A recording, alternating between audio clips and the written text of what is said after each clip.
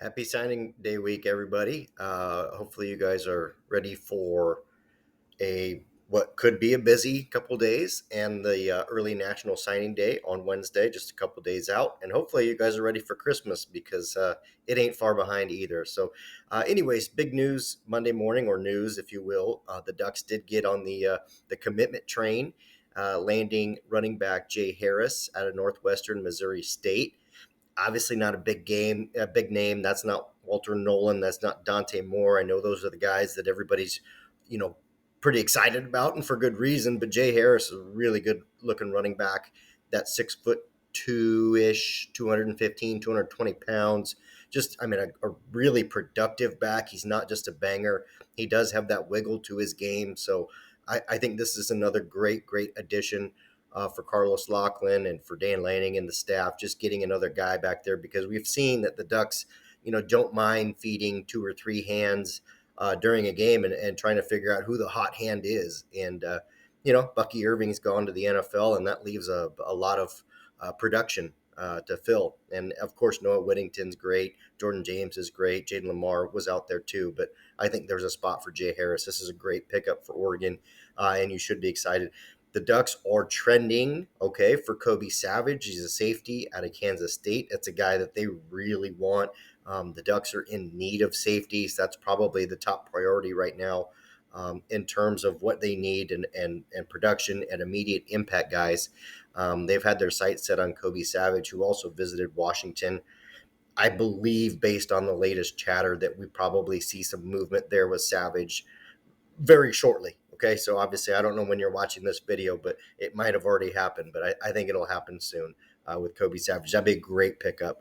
Unfortunately, on the bad news front, it looks like Oregon is losing ground with Walter Nolan, the defensive lineman that they did host for an official visit. Also went to Ole Miss for an official visit.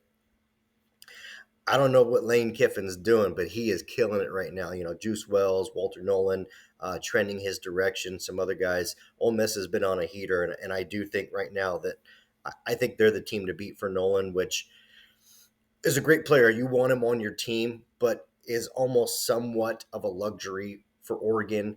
Maybe not a necessity. I think Oregon needs safeties, to be able to compete this season.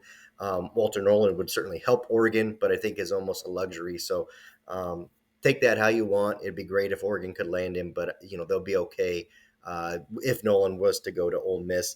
Another guy that I know fans love to hear about and love to talk about, quarterback Dante Moore, visited Oregon over the weekend.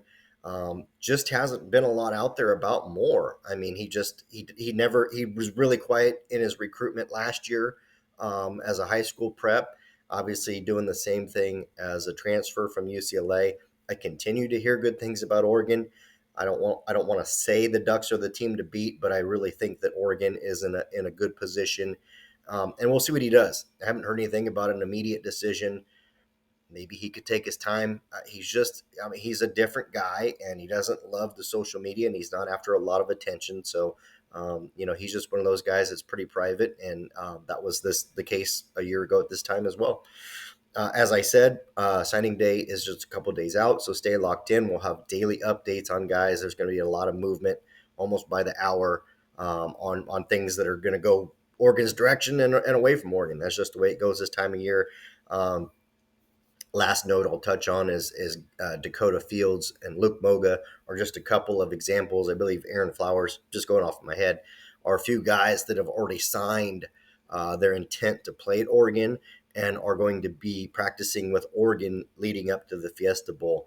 Now, that might not seem like a big deal. It's not a massive deal, but it's pretty tremendous for these young men to go out there and basically advance. So you're talking about spring football really advancing some of these freshmen, getting them up to speed, getting them ready for the college game. When now you giving them a 2-week crash course so that when they hit spring football, they're already that much closer, that far ahead. It's a great thing. There will be no there will be nothing bad to come from that. So the Ducks very active there, and again, just one of those things, one of those small things that you don't really pay attention to that can pay dividends. So those are just a few of the names. I know the Ducks are going to have about a dozen or so of their of their 2024 prep recruits that do this and will be practicing with the team for the Fiesta Bowl. That's all for now. I'll be back again tomorrow.